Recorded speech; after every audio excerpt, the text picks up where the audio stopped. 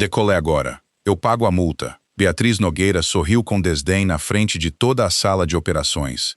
Lá fora, na pista, um jato levando 126 passageiros esperava para decolar direto rumo a uma tempestade que já deveria ter fechado a pista horas antes. Rafael Souza, pai solteiro vestindo o colete técnico da companhia, se recusava com calma a assinar a liberação. Beatriz o demitiu ali mesmo e aprovou o voo pessoalmente. Mas antes que os motores atingissem a potência máxima, Rafael fez uma única ligação. 2 minutos depois, o controle de tráfego aéreo travou a pista. Agentes federais entraram pela porta e Beatriz ficou paralisada quando o veredito foi lido em voz alta.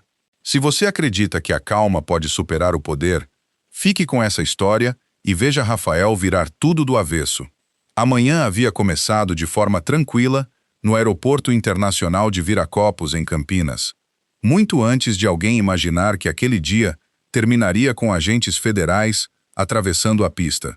Um forte sistema de tempestade se formava ao longo da rota de voo até Lisboa, e o voo 2231 da Linhas Aéreas Nogueira Atlântica estava programado para levar 126 passageiros através dela, entre eles, empresários, viajantes mais velhos e famílias que haviam planejado por meses aquelas conexões internacionais.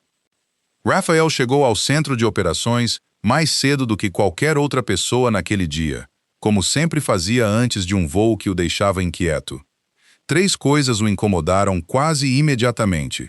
O radar meteorológico mostrava uma célula de tempestade capaz de produzir turbulência violenta exatamente no corredor por onde a aeronave passaria. Um sensor de pressão da aeronave havia sido substituído recentemente, mas nunca havia completado seu voo de verificação, e o registro de manutenção apresentava uma lacuna de mais de 3 horas que ninguém conseguia explicar. Caio Bittencourt, o diretor de operações da companhia, insistia que a lacuna não passava de um erro de digitação.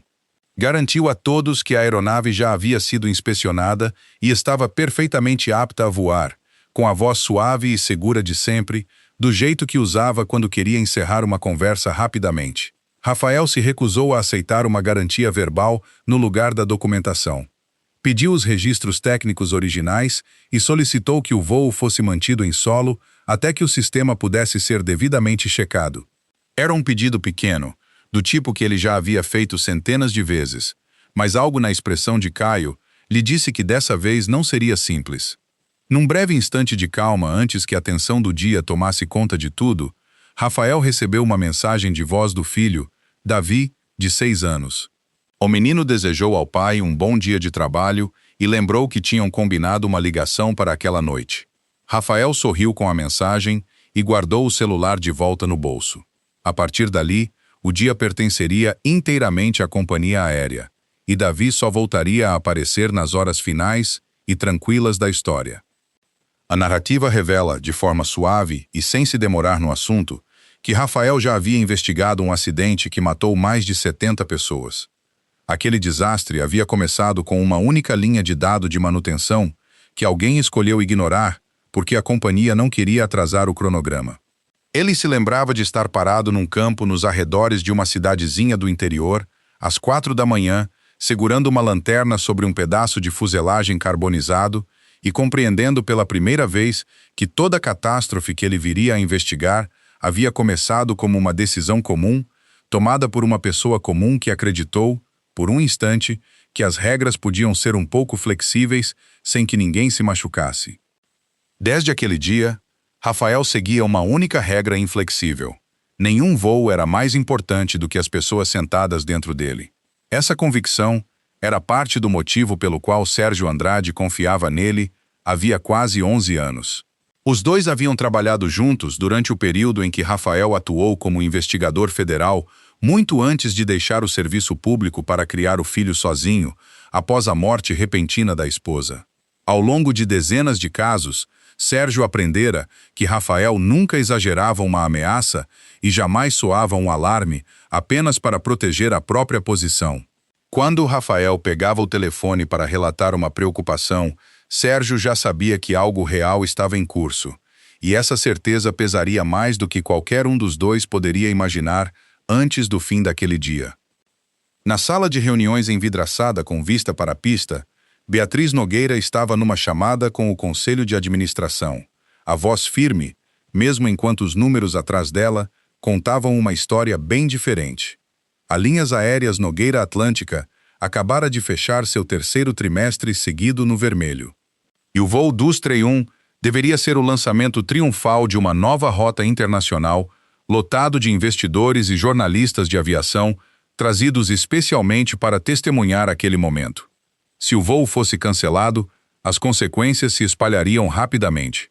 A companhia perderia um contrato de parceria avaliado em centenas de milhões de reais. Teria que indenizar cada passageiro a bordo. Repórteres que já rondavam a história pintariam a companhia como incapaz de operar uma rota internacional. E os bancos que reestruturavam a enorme dívida da empresa perderiam a confiança no pior momento possível. Kyle usou a pressão a seu favor, dizendo a Beatriz que Rafael estava exagerando, apresentando um relatório que afirmava que a tempestade se afastaria antes que a aeronave chegasse à zona de perigo. Rafael observou, sem levantar a voz, que o relatório já tinha mais de 30 minutos. Os dados mais recentes do radar mostravam que a tempestade não estava se deslocando para o leste, estava se alargando bem no meio da rota de voo. Beatriz pediu a Rafael uma probabilidade, algum número, que dissesse o quão provável era que algo desse errado. Rafael respondeu que a segurança na aviação nunca era decidida pela probabilidade de um desastre. Quando uma aeronave carregava um sensor jamais verificado, um registro de manutenção com um bloco de horas ausente e uma rota atravessando um clima perigoso, a única resposta responsável era mantê-la em solo. Kyle zombou dele diante dos outros executivos, chamando-o de ex-investigador federal ainda assombrado por tragédias antigas, um homem que enxergava catástrofe em todo atraso rotineiro. Beatriz, presa entre a confiança do diretor de operações e o alerta do diretor de segurança, propôs um meio-termo: deixar a aeronave decolar e desviar a rota se o tempo piorasse. Rafael recusou. O clima na sala mudou no instante em que ele disse não. Aquilo deixara de ser uma discordância técnica entre colegas.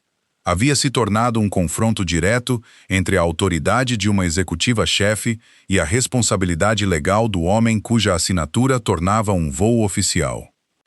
Beatriz o avisou que, se continuasse bloqueando o voo, ele arcaria pessoalmente com cada real que o atraso custasse à empresa. Rafael respondeu sem qualquer raiva na voz. Perdas financeiras sempre podiam ser contadas em reais, disse a ela. 126 vidas não podiam. Logo chegou à sala de reuniões a notícia de que os passageiros já haviam embarcado e a tripulação aguardava a decisão final. No mesmo instante, um investidor importante ameaçou retirar todo o financiamento se o voo fosse atrasado ainda mais.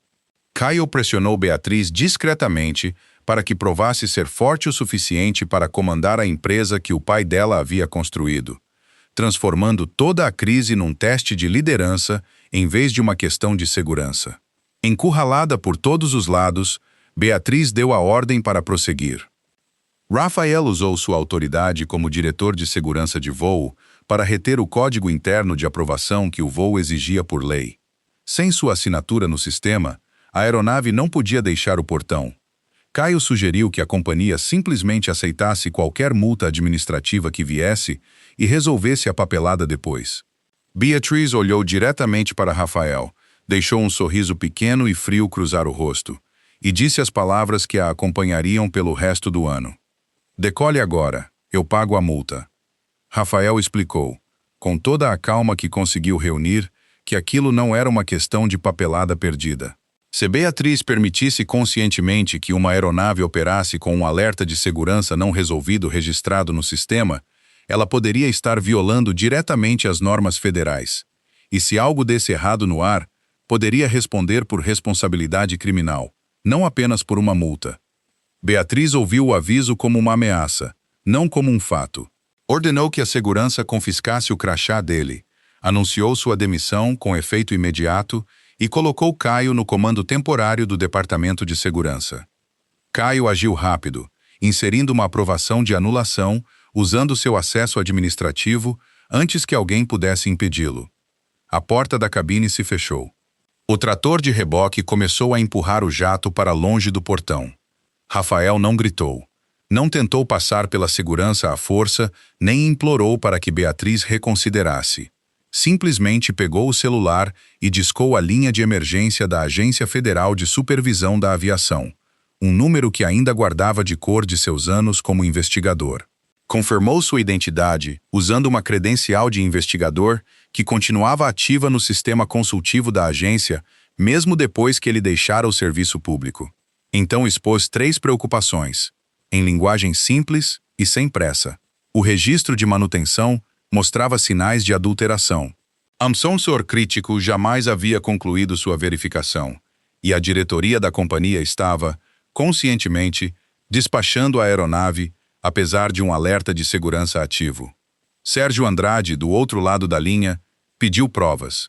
Rafael encaminhou cópias dos dados que havia salvado discretamente antes que seu acesso ao sistema fosse revogado. Registros que aprendera, muito tempo atrás, a nunca deixar desprotegidos.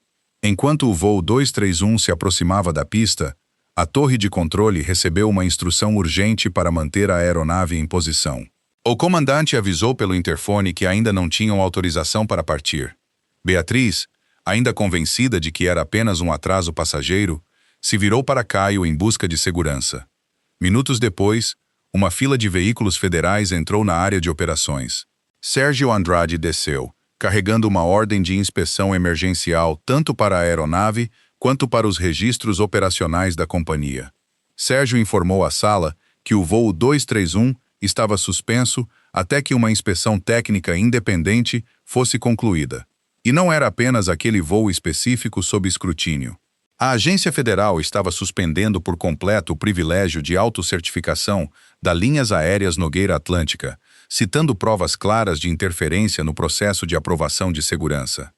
Beatriz, furiosa, acusou Rafael de explorar uma velha relação com autoridades federais para se vingar por ter sido demitido. Sérgio rejeitou a acusação de imediato. Explicou que a ligação de Rafael apenas havia disparado a revisão. Os dados técnicos transmitidos pelos próprios sistemas da aeronave foram o que deu à agência base legal para reter o voo. Os inspetores avançaram em direção à aeronave enquanto a equipe de solo conduzia calmamente os passageiros de volta ao terminal. Caio tentou escapulir da sala de operações para apagar mais registros dos servidores, mas Graziela Nunes, a chefe do jurídico da companhia, percebeu o movimento estranho e ordenou imediatamente que a equipe de tecnologia bloqueasse todas as contas administrativas do prédio. Graziella havia passado boa parte da manhã revisando discretamente os registros de acesso, cruzando-os com os horários dos registros de manutenção que Rafael já havia sinalizado. Havia construído a carreira sobre a cautela, sobre ler cada contrato 2 vezes e não confiar em nada que não tivesse sido verificado por escrito. E foi essa mesma cautela que a fez notar a pequena inconsistência que mais tarde se revelaria crucial. Ela não disse nada a Caio diretamente. Em vez disso, orientou discretamente a equipe de tecnologia a preservar cada versão de cada arquivo antes que alguém tivesse chance de alterá-los de novo. Rafael foi convidado a voltar, ainda que agora apenas como testemunha prestando informações, não como funcionário da companhia. Ele não passou por Beatriz com qualquer ar de vitória. Em vez disso, seu primeiro pedido foi que as equipes de solo garantissem que todos os passageiros recebessem quartos de hotel, refeições e um novo voo remarcado o mais rápido possível.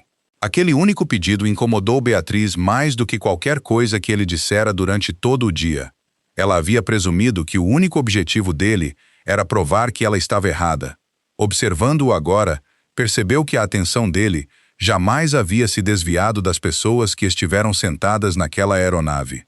Os primeiros resultados da inspeção confirmaram o pior das suspeitas de Rafael.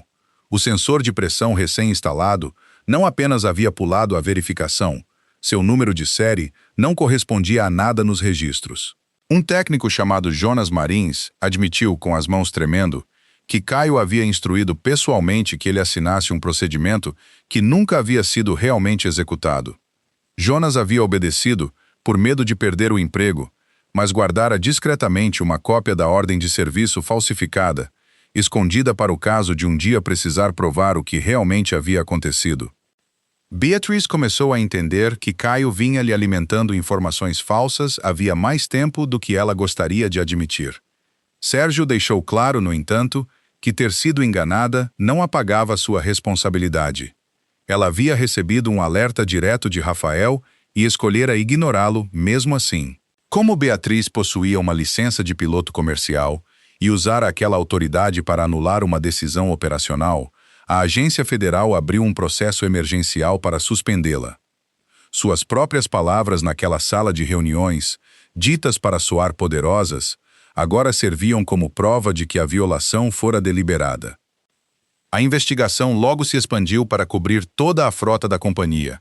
Rafael trabalhou ao lado de Graziella e de uma equipe de inspetores federais, cruzando milhares de páginas do histórico de manutenção. O que encontraram foi um padrão que se estendia por quase 2 anos. Caio vinha comprando componentes baratos através de um fornecedor de fachada, no qual mantinha secretamente participação, registrando-os como peças certificadas, dividindo a diferença do lucro com o fornecedor, pressionando técnicos a assinar papelada falsificada e contando com um cronograma de voos agressivo para evitar o tipo de inspeção profunda que poderia expô-lo. Os investigadores descobriram depois que Caio escolhia seus fornecedores com cuidado, favorecendo empresas obscuras o bastante para não chamar atenção durante auditorias de rotina e estruturando cada transação em camadas de papelada projetadas para parecer comuns a quem não olhasse de perto. Ele havia construído relações com um pequeno círculo de técnicos ao longo dos anos, algumas por amizade genuína, outras por favores financeiros discretos, e recorria a essas relações sempre que um atalho precisava de uma assinatura. Por muito tempo, o esquema funcionou justamente porque nada dramático parecia acontecer. Os aviões pousavam em segurança, os cronogramas se mantinham. Ninguém fazia o tipo de pergunta que poderia ter desvendado tudo mais cedo. O voo 231 havia sido o mais perigoso de todos porque o sensor de pressão falsificado podia enviar leituras erradas ao sistema de pressurização da cabine da aeronave. Se o avião tivesse alcançado a altitude de cruzeiro com aquele sensor instalado, o sistema poderia ter respondido devagar demais a uma perda real de pressão, e a tempestade ao longo da rota poderia ter deixado a tripulação quase sem tempo para identificar a verdadeira causa antes que fosse tarde demais. Rafael nunca afirmou que a aeronave certamente cairia. O que mais o assustava na segurança da aviação, disse a Graziella numa noite, nunca era uma única falha catastrófica. Era a combinação silenciosa de pequenas falhas se empilhando umas sobre as outras. Uma leitura falsa de sensor, um registro falsificado, uma tempestade perigosa, uma decisão apressada tomada sob pressão. Qualquer uma delas sozinha talvez não significasse nada. Juntas, podiam significar tudo. Beatriz leu a análise técnica completa e compreendeu, talvez pela primeira vez, que Rafael não havia simplesmente protegido a reputação da companhia. Ele provavelmente havia salvado a vida de todos que estariam naquela aeronave. Caio tentou mais uma vez jogar a culpa de volta em Beatriz, apresentando aos investigadores uma pilha de e-mails mostrando que ela repetidamente havia pressionado por janelas de manutenção mais curtas e desempenho mais rígido de pontualidade. Beatriz não negou. Admitiu, quieta e sem desculpas, que havia construído uma cultura em que os funcionários tinham medo de levantar preocupações. Ela não sabia das peças falsificadas, mas o ambiente que criara havia facilitado muito que Caio as escondesse. Rafael teve toda a oportunidade de destruir Beatriz publicamente naquele momento. Em vez disso, ofereceu apenas os fatos, sem acrescentar especulação e sem suavizar os erros dela para protegê-la. Quando Graziella perguntou por que ele não parecia interessado em se vingar da mulher que o havia demitido, Rafael respondeu simplesmente que o propósito de uma investigação de segurança nunca era encontrar alguém para odiar. Era garantir que a mesma falha nunca voltasse a acontecer. Beatriz ouviu aquela resposta parada logo fora da porta. Pela primeira vez desde que a crise começara, sua vergonha não tinha nada a ver com perder poder. Vinha de perceber que havia julgado completamente errado a única pessoa no prédio que nunca havia mentido para ela. Sabendo que sua prisão estava próxima, Caio deu um último passo. Pegou um e-mail antigo de Rafael e o alterou cuidadosamente, criando uma versão que fazia parecer que Rafael havia deliberadamente exagerado os riscos para tomar o controle da companhia para si mesmo. O documento forjado vazou para a imprensa em poucas horas, e ao final do dia, Rafael era descrito em vários segmentos de notícias como um ex-investigador amargurado que usara a crise para acertar contas antigas. Vários conselheiros começaram a pedir sua remoção total da investigação. Enquanto isso, Caio se preparava discretamente para deixar o país num jato particular, partindo de um pequeno aeroporto regional. E antes de partir, tentou apagar os servidores que continham as provas de seus acordos financeiros com o fornecedor de peças. Graziella percebeu quase imediatamente que havia algo errado com o e-mail vazado. A formatação interna de data e hora não correspondia ao sistema real de mensagens da companhia, embora ela ainda não tivesse prova forte o bastante para expor a falsificação de imediato. Rafael revisou os dados sozinho e encontrou a falha que Caio havia deixado passar. O e-mail fabricado citava um código de componente que só havia sido adicionado ao sistema 4 meses depois da suposta data de envio da mensagem. Beatriz enfrentou uma decisão que a definiria muito mais do que qualquer coisa que havia acontecido antes.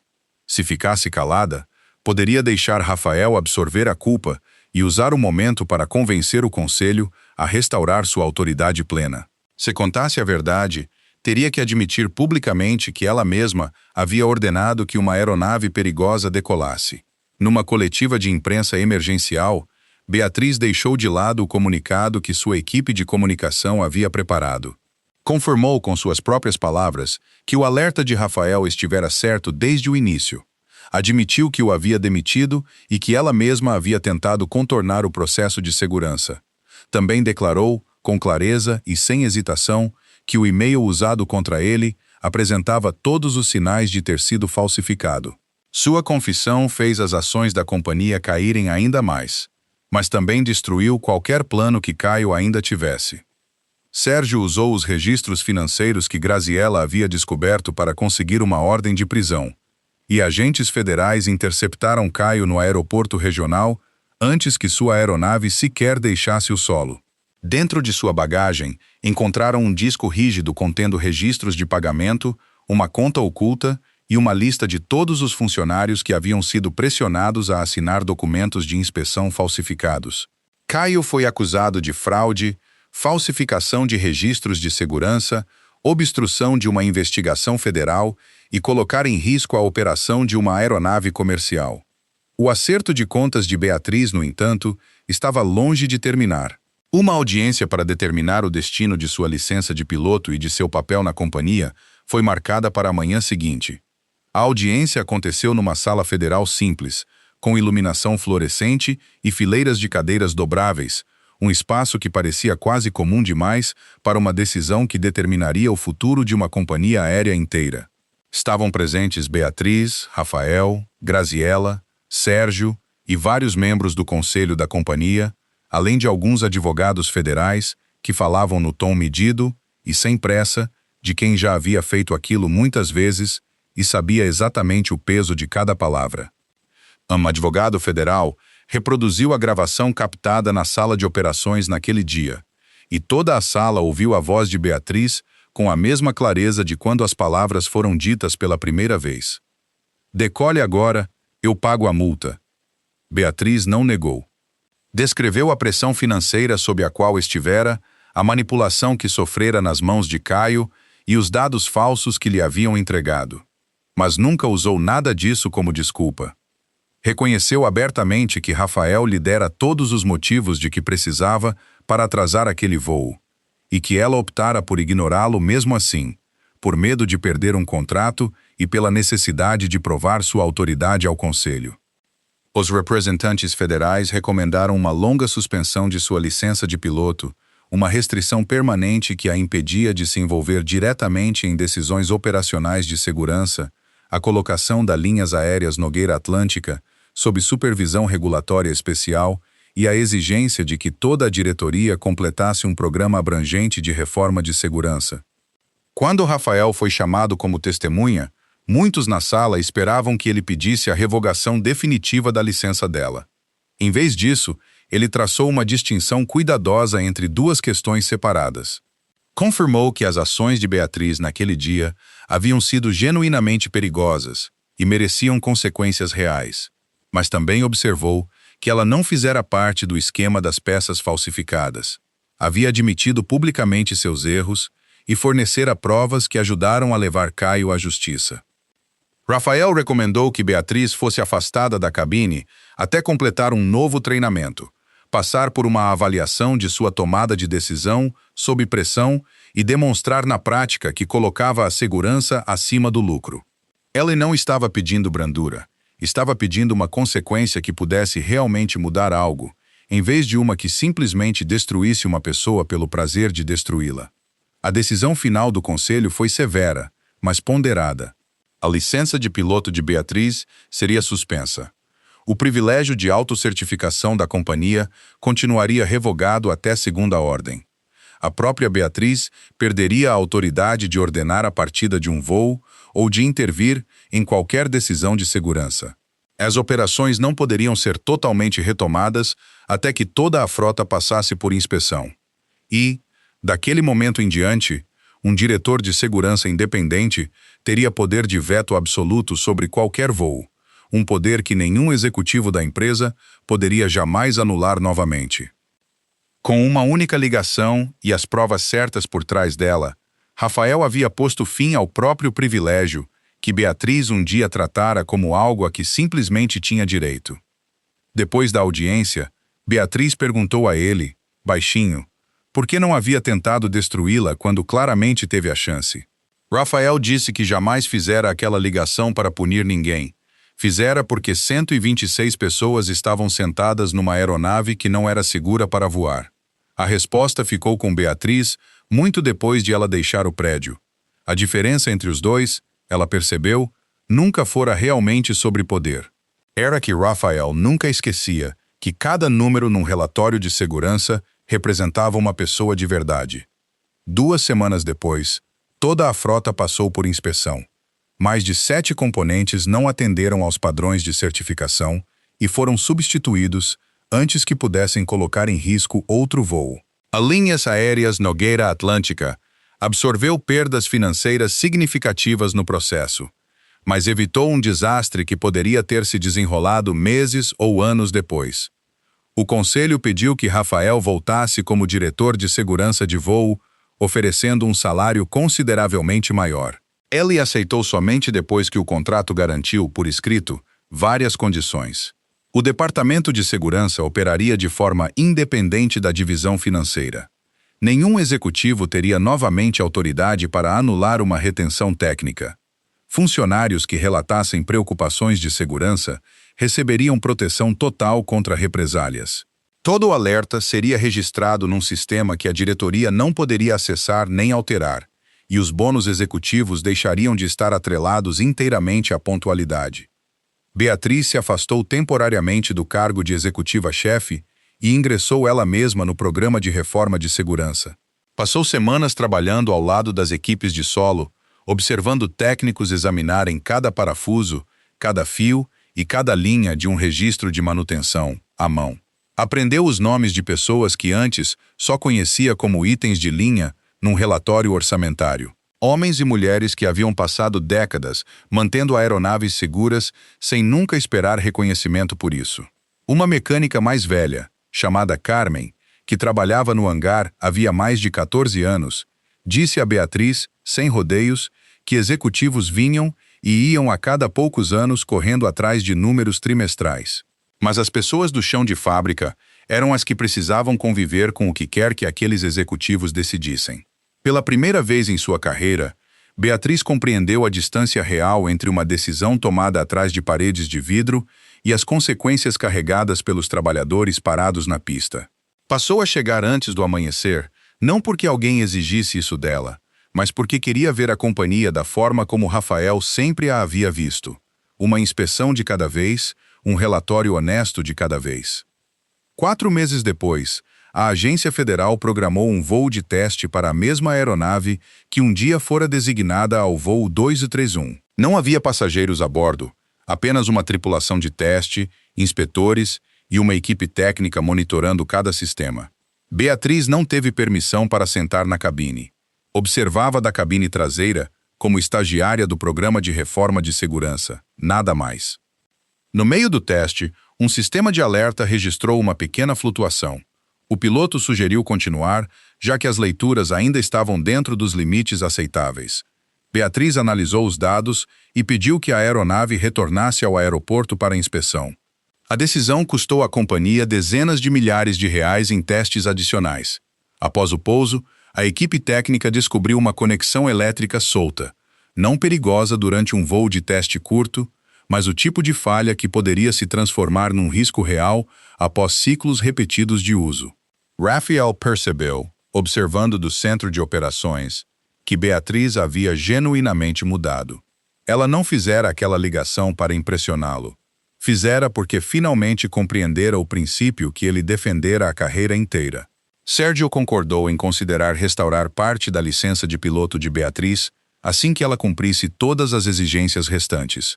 Embora sua autoridade para influenciar decisões de segurança da companhia continuasse limitada por tempo indeterminado.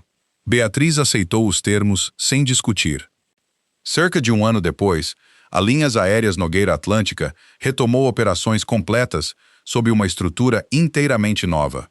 A companhia não liderava mais o setor em pontualidade, mas passou a ser conhecida como uma das transportadoras mais transparentes quando o assunto era relatar preocupações de segurança.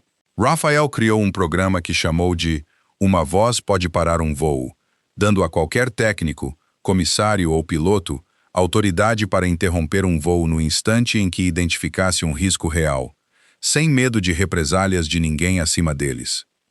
Jonas Marins, o técnico que Caio um dia pressionara a assinar papelada falsificada, foi readmitido e se tornou o principal instrutor da companhia em ética de manutenção para novos funcionários. Graziella foi nomeada para o Conselho de Supervisão Independente, recém-formado da companhia. Beatriz voltou à empresa, embora não com a autoridade irrestrita que um dia possuíra. Concordou que o Conselho de Segurança teria poder de veto sobre toda decisão que ela tomasse dali em diante. Durante uma reunião com toda a equipe, Beatriz ficou diante de todos os funcionários e ofereceu a Raphael um pedido de desculpas público. Admitiu que havia confundido o silêncio dele com fraqueza, sua cautela com medo e o próprio poder com liderança genuína. Raphael nunca havia pedido que ela se desculpasse na frente de ninguém. Ainda assim, aceitou, porque aquilo enviava uma mensagem que todo funcionário naquela sala precisava ouvir. Ninguém na empresa estava acima do processo de segurança, nem mesmo a mulher cujo nome estava no prédio. Com o tempo, a relação entre Raphael e Beatriz mudou do confronto para algo mais próximo do respeito mútuo. Qualquer indício de sentimentos mais profundos permaneceu sutil, presente apenas em conversas tranquilas, depois de longos turnos, em xícaras de café compartilhadas no centro de operações, e na forma como Beatriz aos poucos começou a perguntar sobre as partes da vida dele que nada tinham a ver com a companhia aérea. Raphael manteve uma distância profissional cuidadosa. Não tinha interesse numa relação construída sobre gratidão ou culpa. Beatriz compreendeu isso e nunca insistiu. Disse a ele apenas que, sempre que sentisse que ela de fato havia se tornado uma pessoa diferente, gostaria de convidá-lo para um jantar que não tivesse nada a ver com aviões, acionistas ou investigações federais. Raphael não concordou na hora, mas pela primeira vez desde que toda aquela provação começara, sorriu para ela. A história se encerra na manhã em que a Linhas Aéreas Nogueira Atlântica relançou oficialmente sua rota entre Campinas e Lisboa. A aeronave totalmente inspecionada esperava sob a luz da manhã, e a tripulação percorria cada item da checklist sem ser apressada por um relógio nem pressionada por câmeras. Raphael estava no centro de operações, revisando os dados meteorológicos e os registros técnicos uma última vez. Beatriz se aproximou e colocou o último formulário de aprovação diante dele. Em vez de assiná-lo ela mesma ou dar uma ordem, simplesmente lhe fez uma pergunta. Você acha que está pronto? Raphael conferiu os números mais uma vez e confirmou que todas as condições haviam sido cumpridas. A aeronave decolou sem incidentes, os motores subindo num céu de manhã limpo, sem nenhuma daquela energia frenética que cercara o voo 231 um ano antes. Não havia investidores observando de um camarote privado, nenhum jornalista contando os minutos até a partida, apenas uma pista tranquila e uma tripulação a quem haviam dado todo o tempo de que precisava. Do deck de observação, Beatriz o viu subir ao céu e admitiu que costumava acreditar que dinheiro podia resolver qualquer consequência, por mais grave que fosse. Rafael respondeu, calmamente, que dinheiro podia cobrir uma multa. Jamais poderia trazer de volta uma aeronave depois que já fosse tarde demais. Naquela noite, Rafael voltou para casa para uma cena breve e tranquila com Davi. O menino perguntou se o pai havia salvado alguém naquele dia. Rafael disse que apenas havia feito o trabalho da maneira como sempre tentava fazer. O celular dele vibrou com uma mensagem de Beatriz, convidando pai e filho para o dia da família da empresa, naquele fim de semana. Rafael olhou para Davi, que já sorria com a ideia, e aceitou. A história termina com uma verdade simples carregada por cada cena que veio antes dela. Poder de verdade nunca foi a capacidade de forçar outras pessoas a seguir uma ordem. Poder de verdade era a coragem de parar tudo quando todo mundo empurrava para frente. Beatriz um dia acreditara que podia pagar para escapar de qualquer erro. Rafael lhe mostrou que na aviação existiam alguns preços que ninguém, por mais rico que fosse, jamais poderia se dar ao luxo de pagar.